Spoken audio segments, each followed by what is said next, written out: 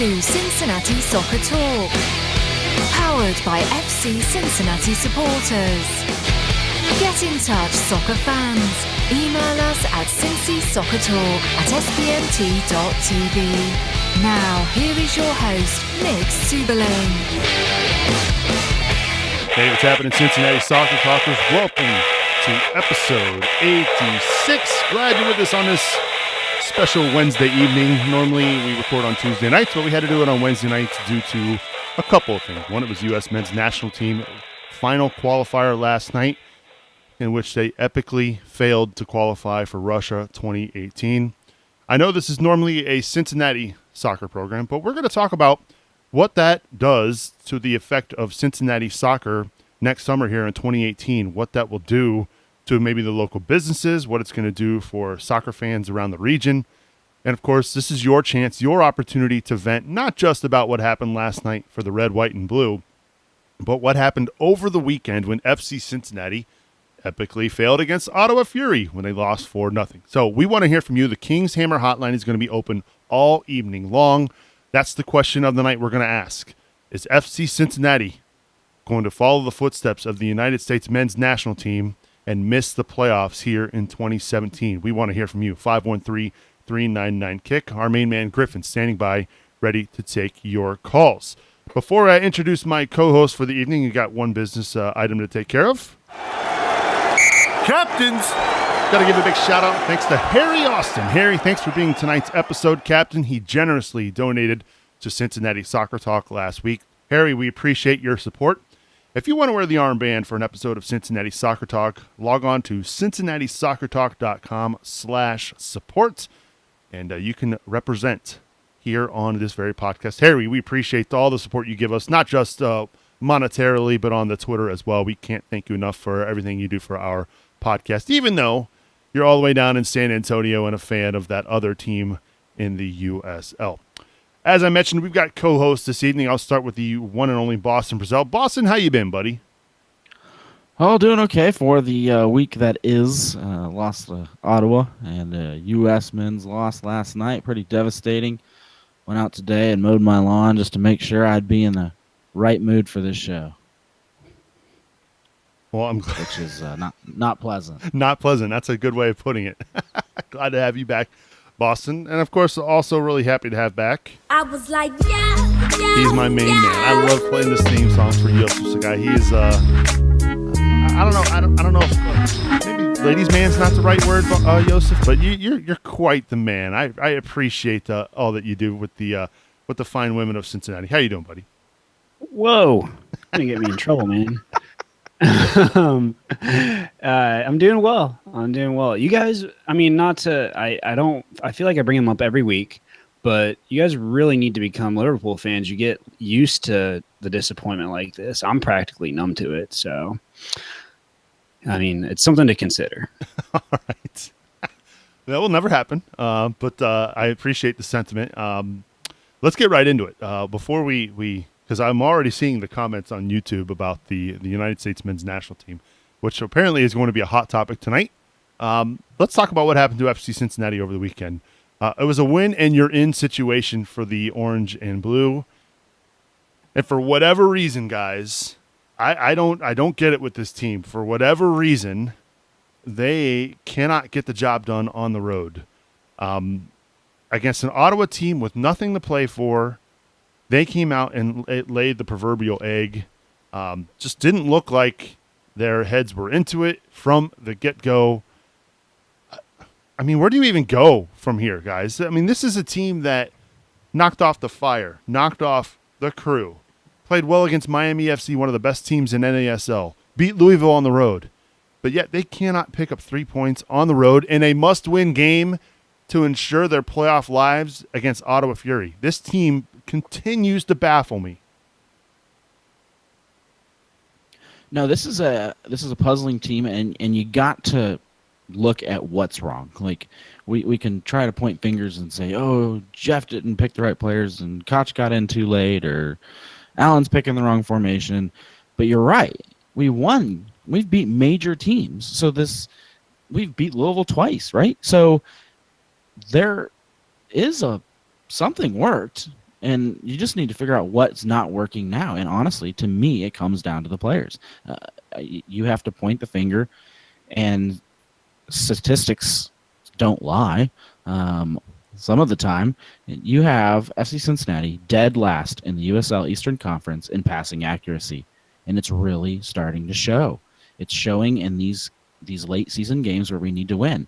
We have our forwards playing midfield because no one's getting the ball up the field, and we're turning the ball over in the defensive half, which is turning into goals for the other team. We have to find a way to move that ball upfield. Let GB run into the box. Let Koenig and Jimmy McLaughlin do their things on the wings. There's been 2 games I haven't even seen these guys playing in their right formation spots. I mean, you want what happened in Ottawa. What's the problem? Go to the match page on USL.com and look at our team's average position versus Ottawa's average position. The average position was midfield. All 10 players, besides Mitch Hildebrandt, were in the midfield for the entire game.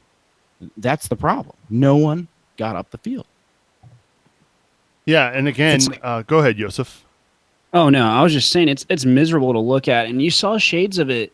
I saw shades of it, and we ended up getting that draw against Charlotte, which is fine. I mean, it was more than we deserved, admittedly, but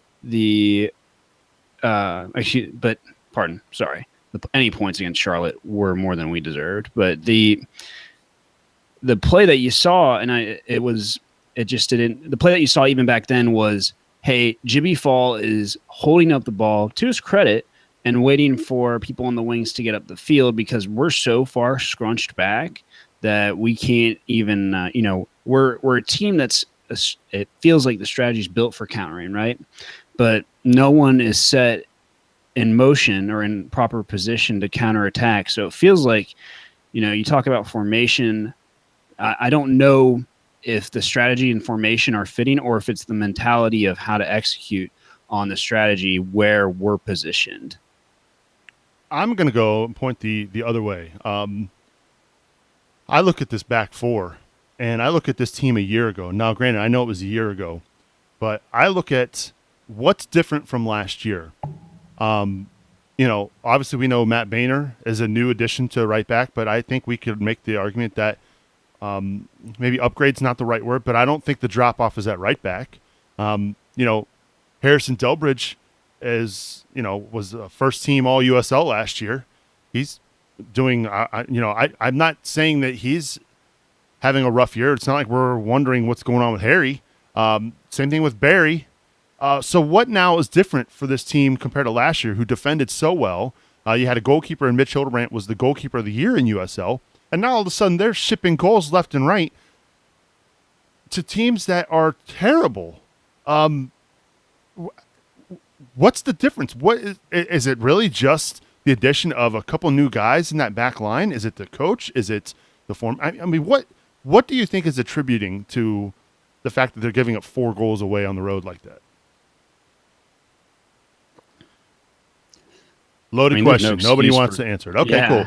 Go ahead, Joseph. No, I mean it is a loaded question, and I know we have differing views because I think there's a lot that contributes to it. But I think trying to build the train while the track's moving, build a train while it's moving on the tracks is tough to do. So while it's a few new pieces, I feel like we're trying to find this starting 11. I think we just found that we thought, oh well, this is the starting 11 that we want to play. But that said, it doesn't seem like it's cohesive. It seems like to me that there is a bit of disconnect between the new pieces, kind of the Generation 1 and Generation 2 guys. And when we see that come to play, especially without Kenny Walker, it's brutal. And it's not an excuse that Kenny Walker didn't play. I mean, I understand it's not a fun trip to Ottawa and to go all the way up there, even with a week between games, or more than a week, in fact. But good Lord, what? But I know we have takes, and I think it's a shared blame because this team, as you said, there's no reason for that. There's no reason to even if with the strategy of hunkering down and playing for a goal, there's no reason that there should be such a drop off between us in U.S. Open Cup and us in, below mid-table USL play. Like, we shouldn't be worried about Toronto. Yeah. I'm hearing a lot of answers to your questions on Facebook, Subes. Somebody said, all right, bring it. I want to hear it. Yeah, someone said, well, the league's gotten better. That's true, but I would argue that FC Cincinnati's gotten better. I mean, it doesn't show in the standings, but you put last year's team on the field this year, and I don't know if you're cranking out the same results as last year either. Another one said, let's see here, the lineup consistency is definitely a huge issue. 31 games in, plus the Open Cup matches, and we still can't settle on a starting 11. I can agree with that. We've changed around things a lot. A lot of it was due to congestion, but we don't have the congestion excuse anymore. So what's the 11? Is Pollock hurt, or why is he not out there? And then are our 11 good enough? Connor said, an issue no one's talking about is GB can't keep playing center forward. He gets fed the ball and immediately plays it back, or he can't keep it under control. Wiedemann ought to be playing center mid in my mind. He completes the upper corner of the triangle between himself, Walker, and Bone. As of right now, we have no real number 9. That's a hot take. GB has a lot of goals. He hasn't had them recently, but that can be because he's not starting. He hasn't been starting until the last couple games. GB's a box guy. He's supposed to be fed the ball inside, and you're right. He's got a terrible first touch, which is why I don't think he should be playing midfield in the last couple games. I mean, the win against the Charlotte Independence was a miracle, and it's a miracle that's keeping us in the playoffs. Yeah, but I don't think GB playing up top is what is affecting the defense. Now, I'm sure there is a connection there at some point down the road, as far as if he's not holding the ball up and turning it over, then of course the defense has to defend more often. But what I'm saying is, in front of our own goal, how is it we're allowing a team like Ottawa, a team like New York Red Bulls, who are mid-table teams, to score 4 goals on us? That's what's so disappointing. This team last year, in fact, this is the first time this club in its history has ever they ever trailed by 3 goals or more. It happened for the first time this year. It didn't happen at all last year. And now we've had 2 games where they've lost more than that, actually 3 games where they've lost by 4 goals or more. You're going to lose games, I get it. But in a game that you had to win to clinch a playoff spot, to come out and lay an egg like that, does it scream of,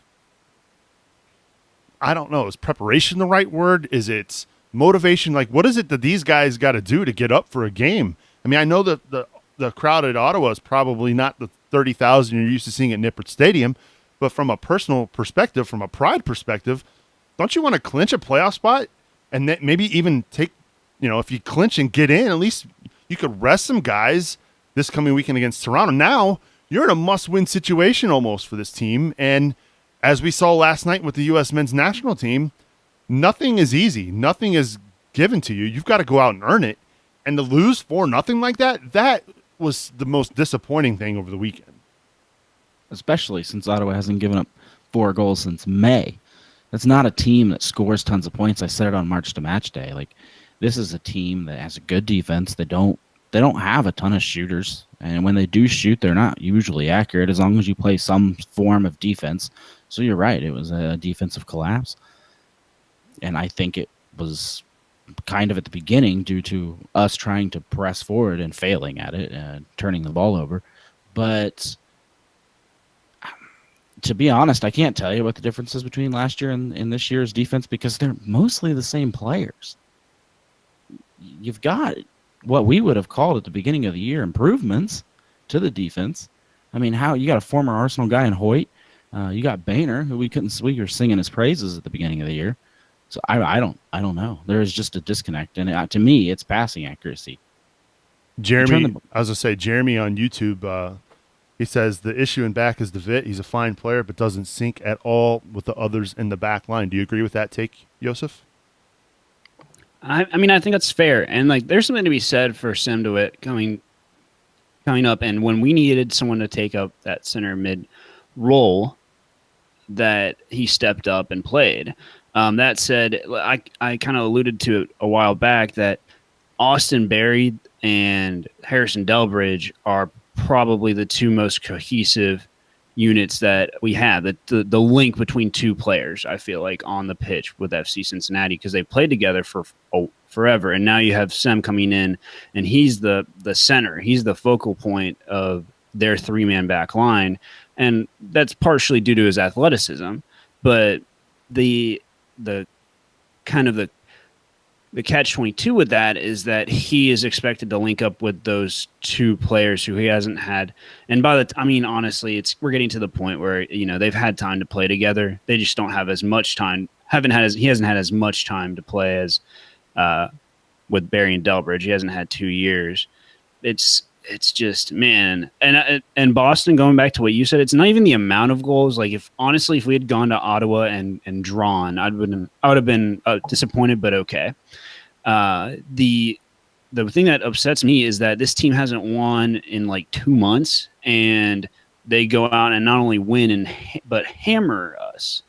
And it's coming back to, it's tough. I understand to come back from a goal when this team's goal down, but you need to at least, like when we went down in like the 5th minute, who in their right mind thought we had a shot to come back? Nope. So when you're playing in the back line, you need, if you give up that goal, it's over for the team. Like, they have that. It's tough to bounce back from that, even to get the draw, especially away. Mike on YouTube also said that Harrison Delbridge and Austin Berry need to be playing side by side. And that was the case last year when they played together, two center backs. Paul Nicholson also played quite a bit last year at center back. We haven't seen him very much of late. I don't know, man. I guess I expected this team to have a little bit more heart than what we're seeing down the stretch here. How do you go from going on the road to beating Charlotte 1-0? Now, granted, maybe they didn't deserve a win, but they still won. How do you go from that to that in Ottawa? That's what's just so baffling. And like I said earlier, you go from the great cup run and knock off these big MLS sides to you're struggling to draw against, Bethlehem Steel earlier in the year. They couldn't beat the Steel. We saw them had to come back and fight for a draw against Harrisburg. I can't put my finger on it. And I know Coach Koch has to be frustrated as well, trying to put his finger on it. He's probably tinkering, trying to get something right, trying to right the ship. But maybe the tinkering is what's causing all this. Well, if I'm Alan Koch, there's really two things I'm going into Toronto with. Like, hey guys, this is supposed to be the worst team in the league, but we're acting like the worst team in the league. So we need to improve. We need to get out there. We need to play. You've played with these. I don't even know if we can say the lineup's the problem. These guys play with each other every day for months now. DeWitt was the last roster edition? So put 11 out there. Tell the guys, I don't know what it is that you need to get up, because apparently you can win at Nippert.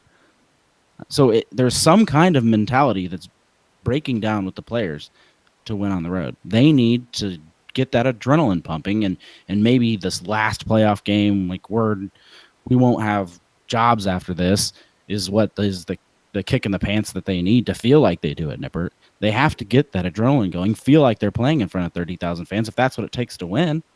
Because when they're at home, they're probably going to win. And the whole playoffs, we're going to be on the road. So they have to develop some kind of mentality shift.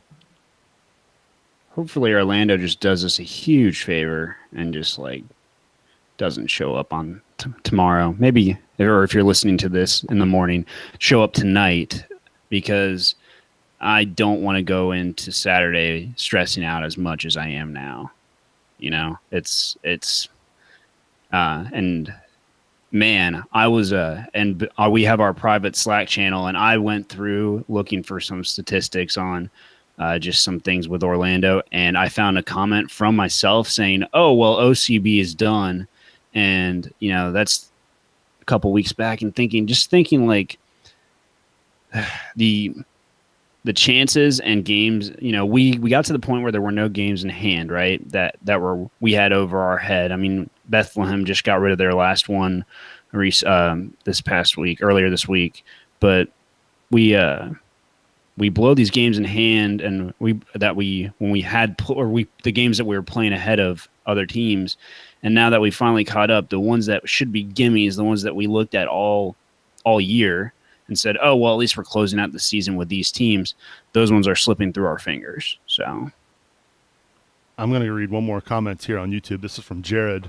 He says, balls turned over constantly in our half and often leads to goals. Also, why don't they look like they give a bleep? That's the biggest thing to me. I'm 100% with Jared. Why does it look like and appear during the games that they don't care or it's not a big deal? I think that's the thing that bothers me. And I'm not saying they're not hustling. I'm not saying they're not busting their ass, but I don't know, man. It just seems like they're going through the motions, trying to get to the end of the year. And that's what's been so frustrating to watch about this team. But we want to hear from you. We don't mind reading comments on YouTube. We don't mind reading comments on Facebook. This is your chance to vent and have your say. 513-399-KICK, 513-399-KICK. Have your say here live here on Cincinnati Soccer Talk. We're going to talk about the playoff opportunity coming up for FC Cincinnati, what all they need to do this weekend, what all needs to happen.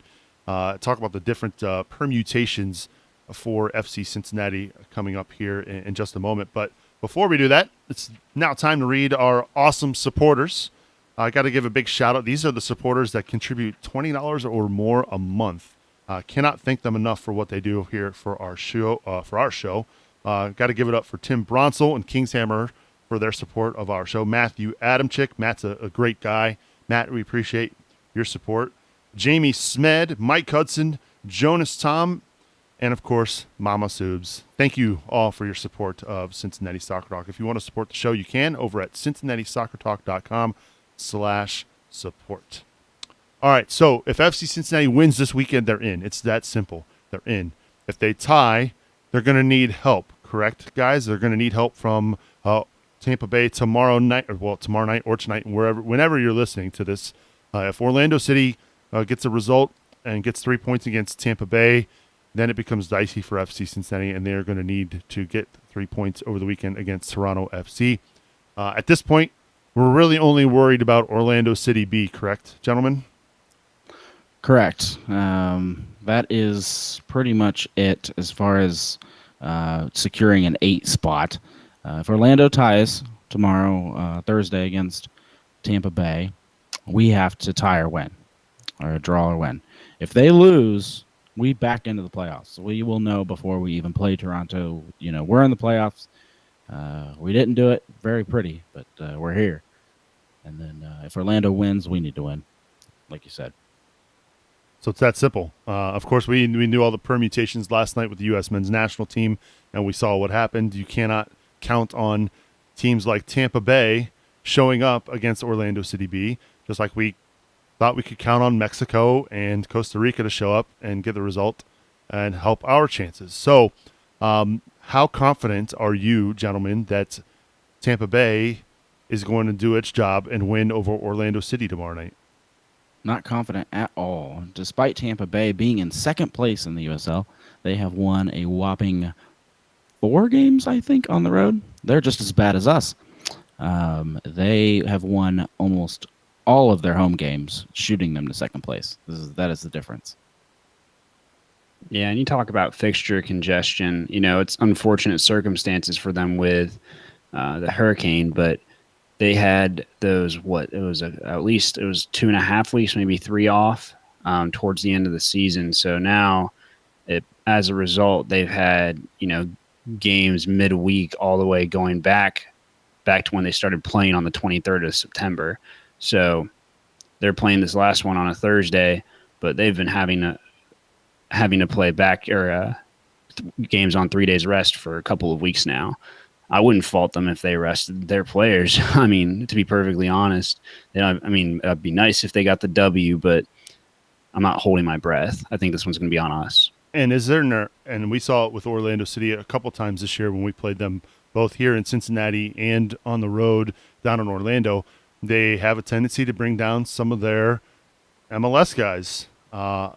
You got to think that they're going to be bringing down a loaded roster to play in this game, knowing the playoffs are on the line.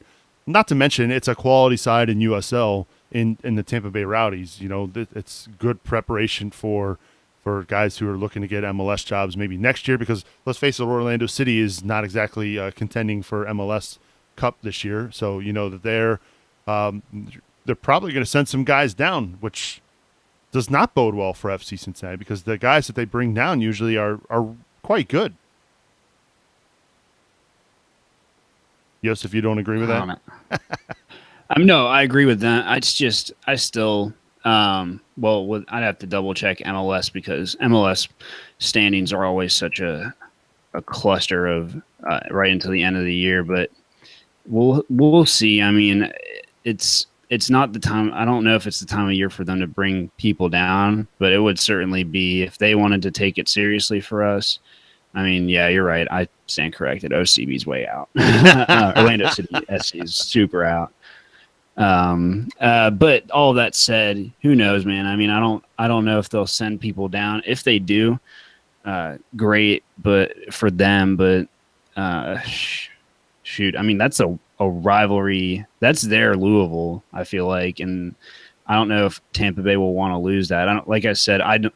It's with everything that's gone on within the past couple soccer games I watched. I think we're all a little shy to have shying away from having too much hope. But regardless, if we can't beat Toronto, we don't really deserve to, or at least draw, and we don't deserve to be in, right? And let's look at it from a Tampa Bay perspective. This is a team, as we've mentioned, has had a lot of games over the last few weeks, and this is almost one of those games where you can say, we don't need to be playing, guys. We've got our playoff spot locked up. We most likely have a home playoff game locked up. So why risk throwing guys out there on short rest, because they're going to also play over the weekend? This might be a game where they just say, you know what, we'll set this one aside. We don't necessarily need these points. Let's play the game of, let's say Orlando City B wins tomorrow night. From a percentage perspective, what is your confidence level on FC Cincinnati going on the road to Toronto and getting a result over the weekend? On 50%, 75%. What's your confidence level, Boston? 50. It was higher before Ottawa, but I'm a little shaken now. And then watching the U.S. collapse last night, even though it has nothing to do with the USL or FC Cincinnati, still shook my confidence. So I may not be 100% thinking clearly on this, but I would say 50%. Even though Toronto's last in the league, this is a team that beat Louisville 1-0 just a couple weeks ago. So they have shown they can be giant toppers, and I think they would love to spoil our chance in the playoffs. So FC Cincinnati is going to have to get up for this. Now, on the flip side, you said something about Tampa Bay maybe blowing off Orlando. That will never happen. They happen to be bitter rivals from when Orlando was back in a D2 team. In fact, Orlando City B happens. They have a lot of fans actually show up for those Tampa games because they just don't like each other that much. Fair enough. All right, Joseph, what's your percentage? What's your confidence level? So, as a whole, looking at Toronto, I mean, I feel pretty confident that we'll get a win, but looking at they've actually had some pretty good games recently and defeating teams that they shouldn't beat. So the fact of getting a win, I kind of want to come back to reality and say like 70%, I'd say. So I mean, I don't want to be too despondent, and I hope they'll be win or go home, but have the winner go home mentality and not want to go home. But at any rate, I'm feeling a little bit stronger. I mean, and the beauty of it is we'll know what we need to do, so whatever that may be. And if they know they need to win, they can play strategy wise and how they start the match. Ryan on YouTube is saying 25%. I'm not even going to say the number that my mom just did, because that's, wow, harsh, Mom. I'm going to go I'm with Boston. I'm going to say 50%. It's a coin flip at this point because I don't know which FC Cincinnati team is going to show up. You know, I'm hoping that watching last night's game against Trinidad and Tobago, that those guys wake up and say, hey, this could happen to us this weekend if we don't play the way we need to play. Hopefully it kind of lights a fire under their butts to get them going. Because that was incredibly disappointing last night as well. So I'm going for 50%. We want to hear from you. Like I said, Ryan says 25%. Hit us up on Twitter at Cincy Soccer Talk on the Twitter. We'll retweet those and share those as well. I don't know. There's been absolutely nothing. And again, I hate being this way. I've been a Bengals fan for way too many years. I love the fact that I could be positive about this team the last 2 seasons, but maybe it's the inner Bengal fan of me that's just prone to being negative and Debbie Downer all the time. But nothing this year has led me to believe that this team can go on the road and get a result. The stats don't lie, as Boston says. So my confidence level is at 50%, and I wish I was wrong about that. Jeff Tebbets, also here on YouTube, says 50.1% more positive than negative. All right, I hope we're right because I mean, again, there's just been nothing this season that has shown that this team can get a result on the road and in a must-win game potentially. Now, this could be a moot discussion after what happens, depending on when you're listening to this podcast, between Orlando and Tampa Thursday night. But I'm going to go ahead and assume Orlando, fighting for their playoff lives, is going to go get a result against Tampa. A game at home. Yeah. And Tampa, again, showing that they're not great on the road either. So I hope that the guys in orange and blue, not that they're ever listening to this, take notice and do something to light a fire up their butts to show up and play in a meaningful game this coming weekend. I mean, let's be realists. Let's really look at this roster. Now, we could have all the excuses in the world about fixture congestion and what the Open Cup run did to this team. To me, it's all a bunch of crap. I mean, I know it's true, but I think it's a bunch of crap. But this team is talented enough to do better than 8th place in the Eastern Conference, in my humble opinion. And I know I'm not the only one here at Cincinnati Soccer Talk who thinks that. I know I'm not the only one who's a fan of FC Cincinnati that thinks that.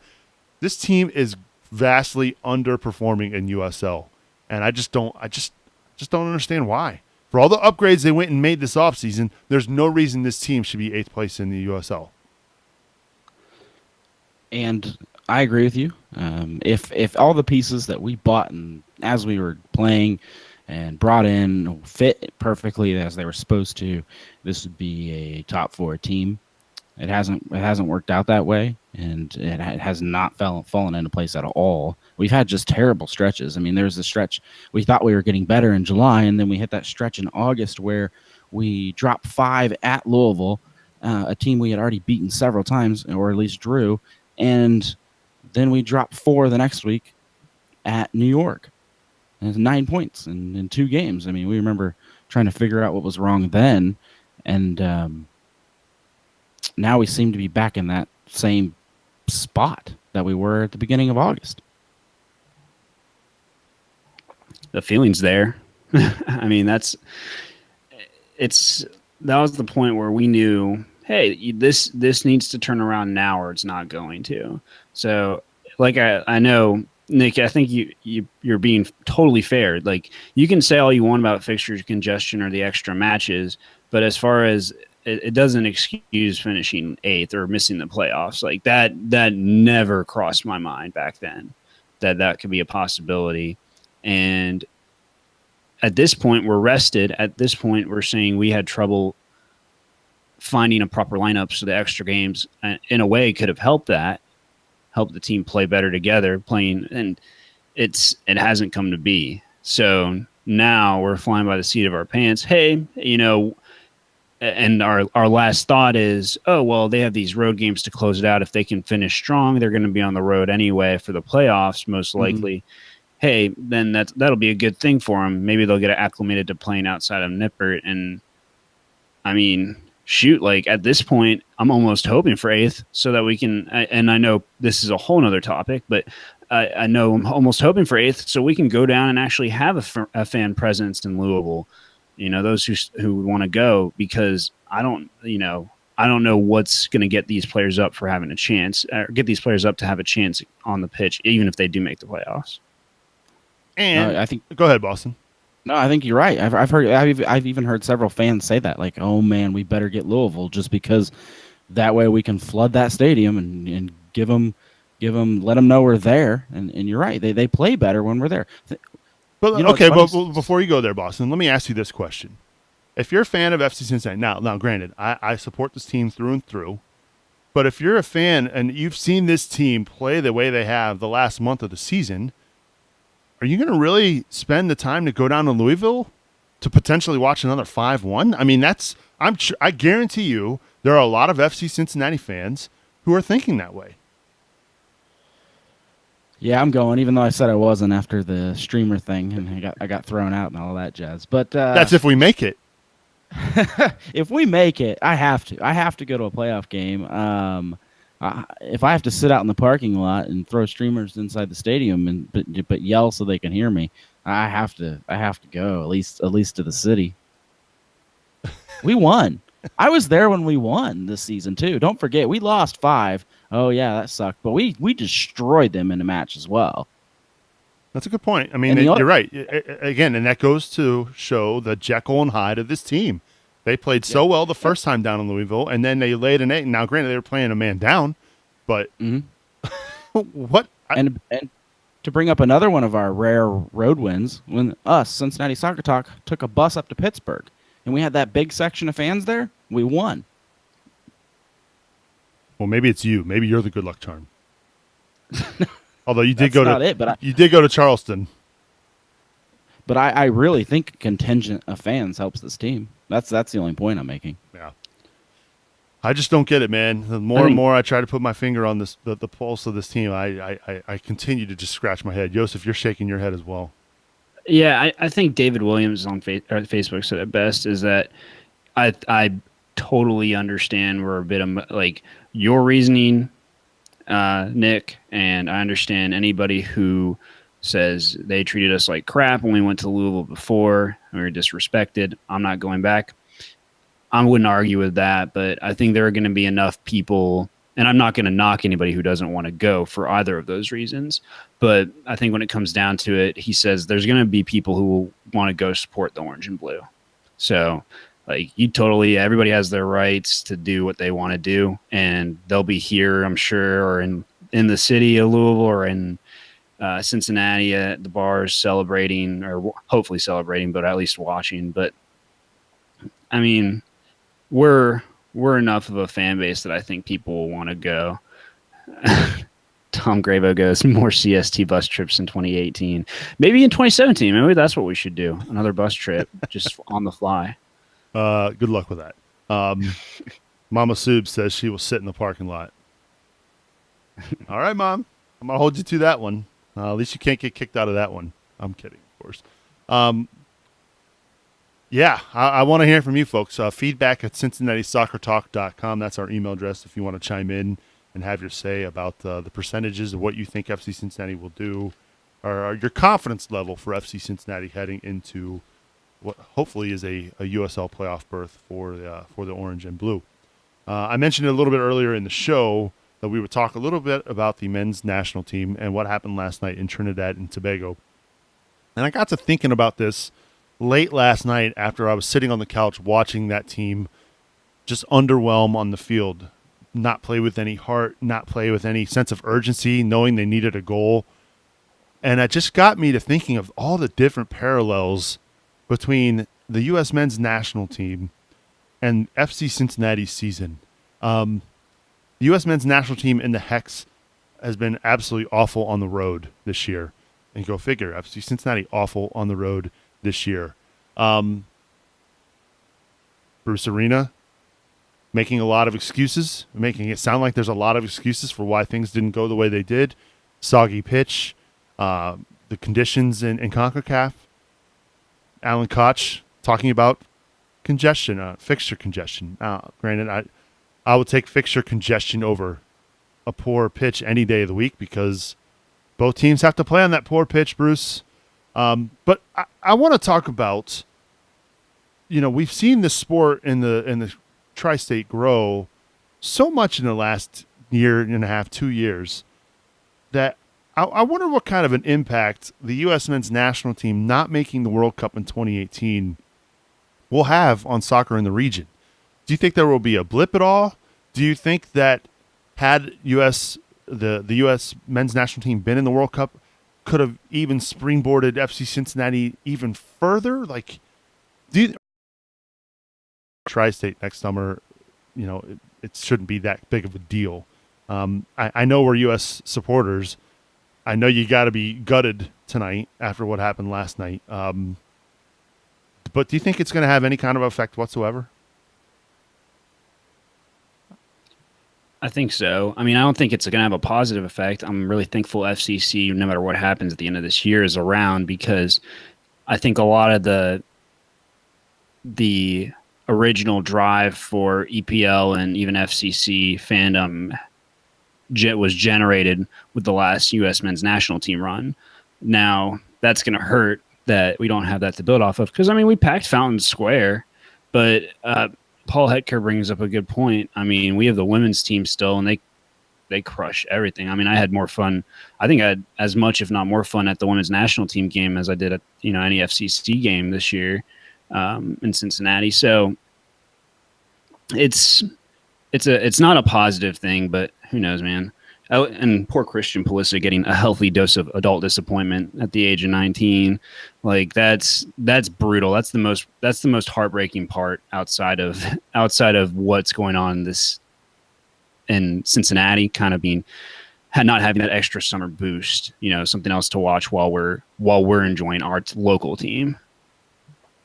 Yeah, I think regionally we take less of a hit than other regions with little or no soccer presence.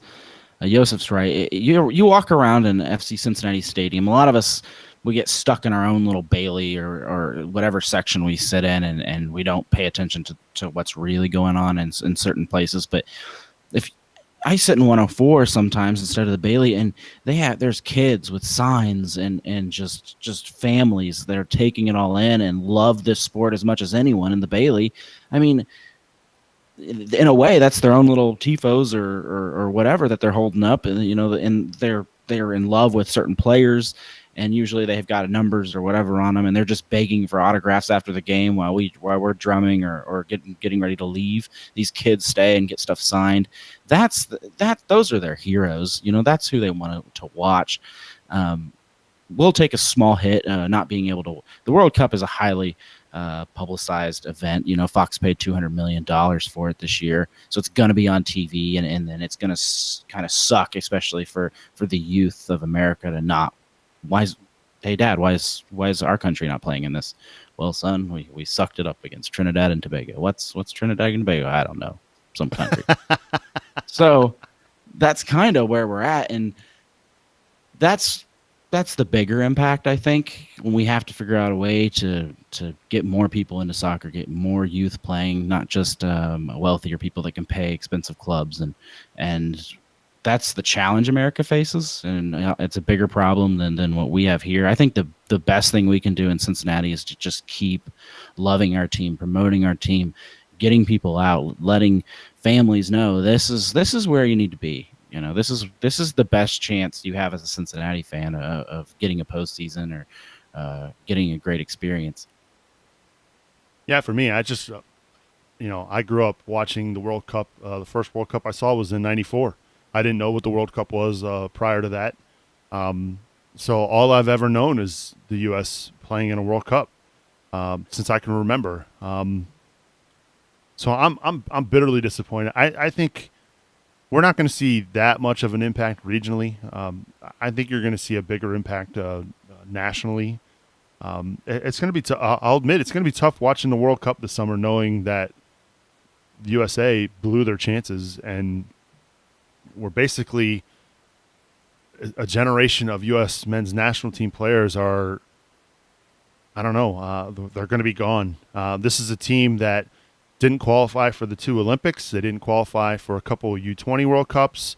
And it's starting to show. I think it showed last night. It showed in this round of qualifying for this World Cup that age group never fully progressed where they thought they would. When you got Michael Beasley, who's like 45, still playing for the U.S. men. I know Tim Howard's only a goalkeeper, but he's getting up there in age as well. Dempsey, Bradley. I mean, these guys they're aging quickly, and it showed in this round of the Hex. So I think there's going to have to be some changes from top to bottom. Personally, I'd like to see Sunil Gulati no longer be president of the United States Soccer Federation. I think he's got a lot to answer for this, whether it's pay to play, whether it's pro rel, whether it's sanctioning for soccer leagues in this country. I just think a change is necessary. New ideas need to be heard, and we'll see what happens. Hopefully it sparks the change. And we've seen other great countries in world soccer who don't make the World Cup that come back stronger for this. And that's my only hope. I hope that the United States men's national team can rebound and grow from this, and they look back on this as an eye opener and as a catalyst for change within the federation. So that's my hope. I think one of the positive things that we can look at this, and I got to give full credit to Brad Weigel for mentioning this last night. Now that Christian Pulisic is not going to be playing in the World Cup, there's a better chance of him playing for Dortmund, and maybe FC Cincinnati can work out a little friendly deal and get him here in the Queen City this summer. Maybe, potentially. Oh my God, I wish. That was funny, though. Man, I think also, and it's part of the reason I'm really hoping, amongst other things, that Qatar doesn't get their bid or they get their bid pulled back. It's been brought up on Facebook. Zach Wainstrath said it, that Russia's time difference is so inconvenient for people who are, I know it's summertime, but 7 hours plus is a brutal time difference. I remember I got super into curling during the Olympics, and I remember trying to watch it, and it was just all hours of the night. So, it's the same for Qatar. But all of that said, it's just the year of the year void of time where we just know nothing's going to happen. When summer comes around. Nick, you said it best. If there's no change, if everything remains status quo after this, then it is for nothing. And we have wasted the last years of Dempsey, Bradley, Tim Howard, whatever you may think of their performance. They had not had their final chance to shine on the world stage or fade like a shooting star on the world stage, whichever would have happened. So don't let that be in vain, because I'm sure all the USA soccer officials are listening to this show. But you're absolutely right when you say that, man. Oh, you know that they are. You know it. It's interesting. Gulati is up for re-election later this year. He's going to be, usually he's been ran unopposed, but there's already been quite a few candidates who have chimed in and voiced that they're wanting to run. So it's going to be interesting to see what happens. I think, he's going to have a tough time overcoming what happened this World Cup cycle. And there's been a lot of negative things that have kind of cropped up under his watch. They've had to fire Jurgen Klinsmann, and they brought in Bruce Arena, who didn't get the job done. The pay equity scale difference for the women's team versus the men's team. And by the way, the women have won how many World Cups? And I know it's different. And I know it's different sports, but hey, they are winning. So, you throw that in there as well. All kinds of stuff. The fact that they're in bed with MLS also is a whole other factor as well. So I hope that there are wholesale changes top to bottom within the United States Soccer Federation. So that's my take. Of course, we'll be here for a few more minutes. If you want to get in touch, 513-399-KICK, if you want to have your say about what happened for the United States men's national team last night against Trinidad. Now's your chance to say something. Before we begin to wrap things up, though, we always end the show with our Growler Cup predictions. And by the way, it's not too late to join the Growler Cup. You can by logging on to CincinnatiSoccerTalk.com/support. And if you get entered now, you're entered into next year's competition as well. Yosef, do you want to give us the updated standings on what's happening in this year's Growler Cup? The final Growler Oh, Cup yeah. of the week of the season too. I know, and it's coming down to the wire. Irrelevant is our host standings. Without some creative accounting from Boston, Brian will finish first amongst the co-hosts. However, we come down to the final match where Chris DeMeo and Brian Weigel are all tied up. So we'll see who finishes first. And wouldn't it be lovely to see, after all of the trash talk, that he slips behind a listener, especially a Sane X guy, by the way, grad of 09. So it'd be a double win for me, at least in my book. All right. Can we is there a way to make sure they don't pick the same thing? Because if they both pick the same thing, it's going to be a tie no matter what, and that's just devastating. I'd have to go back and look at whatever obscure tiebreaker I decided so many months ago. We were all different people back then. Maybe I reserve the right to change it. I love that you're going to be like our own Sunil Gulati and make up rules whenever you want to, right?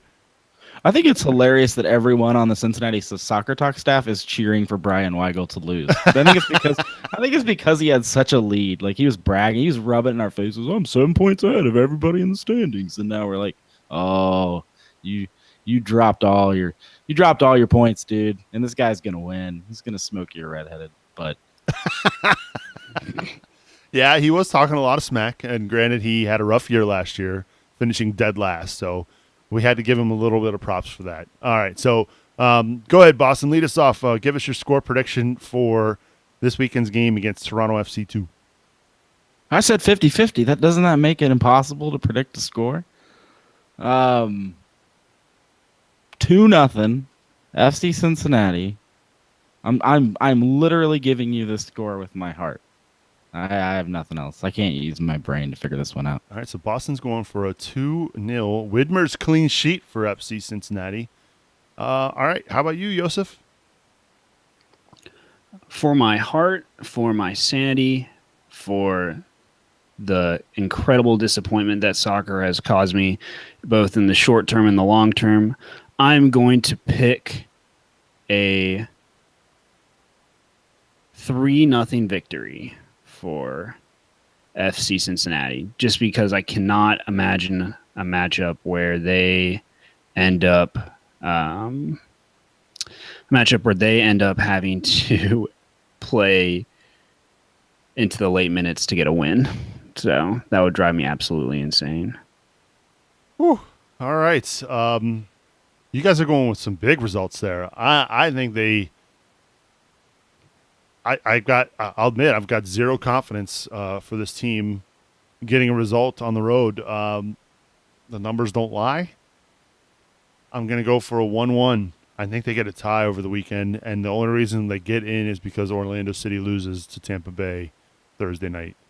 That's my prediction. So I hope I'm wrong. And again, it's not like it matters because I'm not doing anything in the Growler Cup this year. So why not?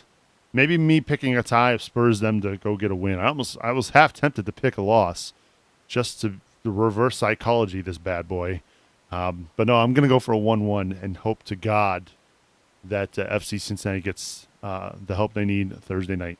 We'd love to hear from you, though. Hit us up on Twitter at Cincy Soccer Talk. Email us feedback at CincinnatiSoccerTalk.com. Before we wrap things up, let's go to the Kings Hammer hotline. We're joined on the hotline by Brad, who wants to talk about the U.S. men's national team. Brad, welcome to Cincinnati Soccer Talk.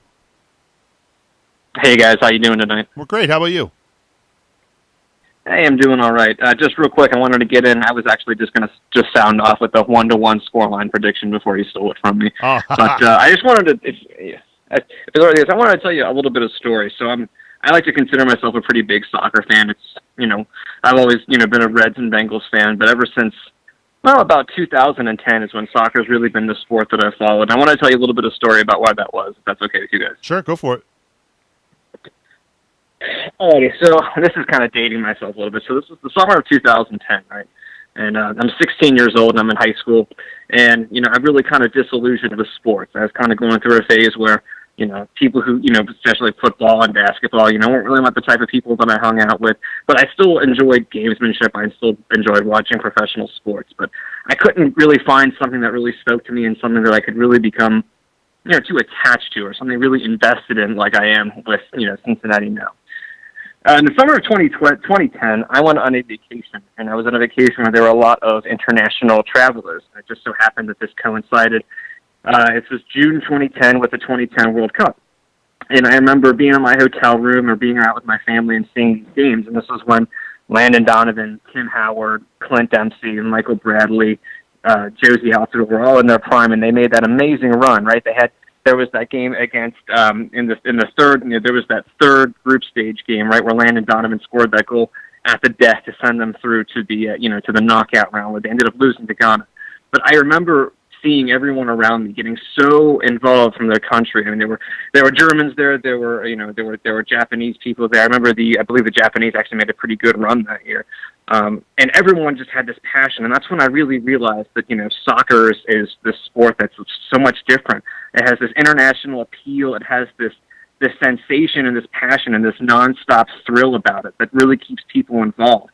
And I found that as I began to investigate, what club soccer was like, how that really transferred and that really echoed throughout all the levels, of the game. And so that's how I started to, I started to watch the Premier League, and I started to follow MLS.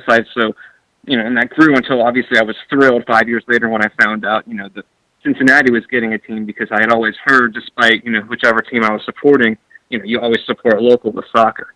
The reason I bring this up is because I just hope, and I'm so afraid that because of what happened last night, next summer there's going to be another 16-year-old kid somewhere who's thinking, sports are kind of cool, and I'd like to get into it, and I'd like to at least, have, some sort of interest in it, whether it's, whether it's playing or whether it's just being a fan or a student of the game, and them not having this opportunity that I had to support someone that was yours. I mean, this American team was mine. These were my guys. I was out here. I was, out in the Pacific with a bunch of people from around the world, and it gave me a lot of pride to say, yeah, I'm American. I'm rooting for these guys. Look at them. And that was a big part of what got me into this sport, into this culture. And I just really hope that these circumstances don't make another kid out there miss out on that.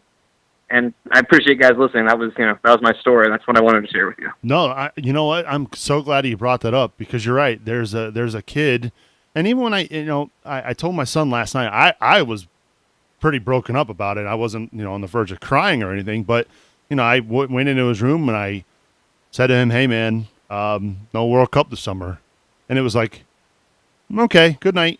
It's like, what? So, I know he's young. He's only 9, and I don't think he fully grasps the importance of the World Cup and what it means to miss it.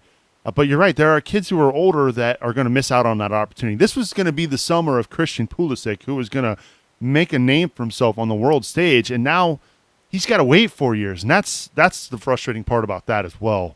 I appreciate your story, Brad. I completely remember where I was during that World Cup in 2010 as well. Sitting we were on vacation.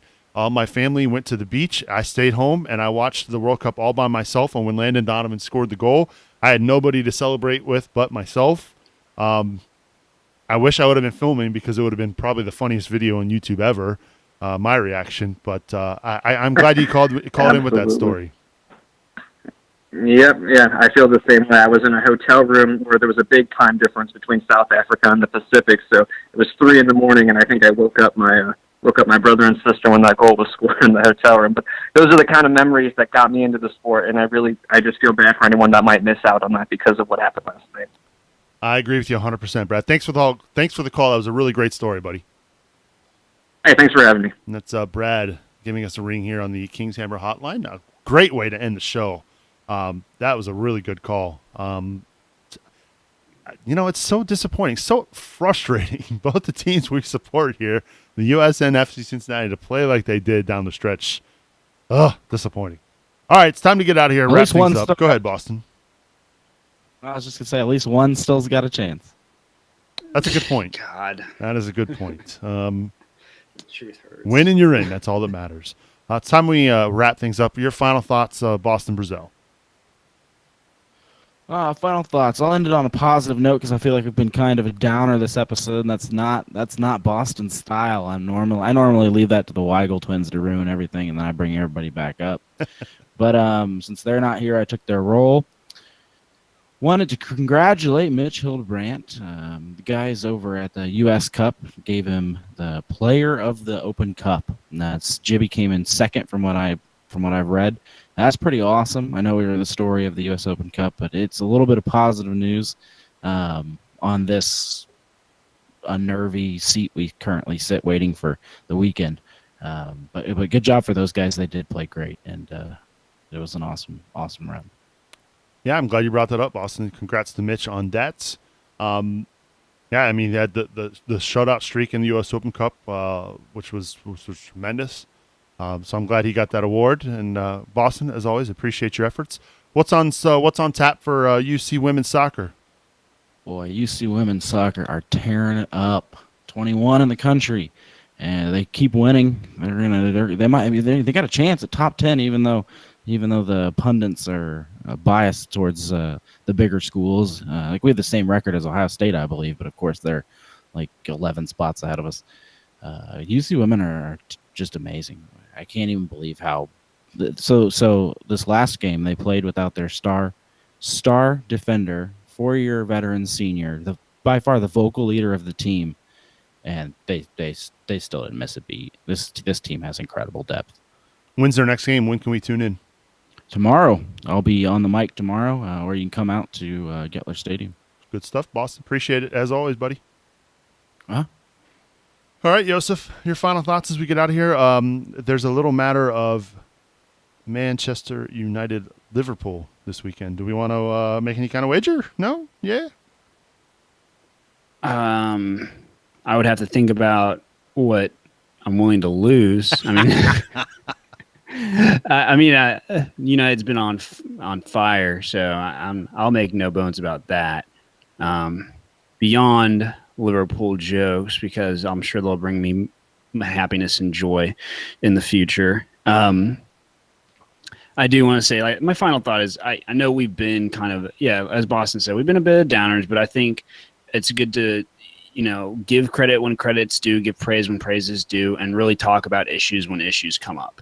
And so that said, we all love this team, and it's going to be, especially in the off season when we have a lot of time, whenever the off season comes, whether it comes on Saturday, whether it comes a week from then, whenever that may be, whether it comes when we win a championship, who knows?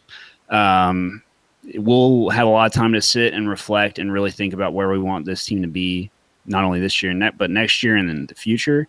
So I think that's fair, and I think that's healthy for any organization, because there's we have our orange and blue colored glasses, and we all want the team to win, but looking at things realistically is healthy, and you have to know when to call things out when you see them. Good stuff, Joseph. As always, I appreciate your efforts, buddy. Thanks for having me on, man. And probably smart that we don't make a bet, because as soon as we do, I'm gonna retract what I just said. I'm actually kind of worried about the Liverpool game this weekend. So, I'm worried about a lot of games this weekend. One of them being FC Cincinnati. In the words of Al Davis, just win, baby. Just go out and get a freaking win. Knock off a team you're supposed to knock off, and show some heart. Play with some heart. Play with some character. I mean, go out and represent Cincinnati like we know you can. That's all I ask. So, whatever happens, I'm going to support FC Cincinnati through and through. But just go out and win. And if you back into the playoffs, I don't care. Just go out and win and perform and get yourselves ready for the postseason. The silver lining to all of this is Alan Koch a year ago had the 8th place Vancouver Whitecaps knock off the first seed in the Western Conference playoffs. So if anybody knows how to win from the 8th seed, hey, guess what? It's head coach Alan Koch. Do we want to be the 8th seed? No. But at this point, just get into the tournament, and then anything can happen. So just do us a favor, guys in orange and blue. Go out there and play with some heart, will you? We appreciate it. Just a reminder, you can rate and review the show on iTunes. Let us know what you think of the show, how we're doing.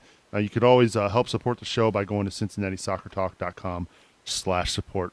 also. So that's going to do it for episode 86 for Joseph Sagai and Boston Brazil. I'm Subes reminding you to watch your tackles, and we will see you all next week.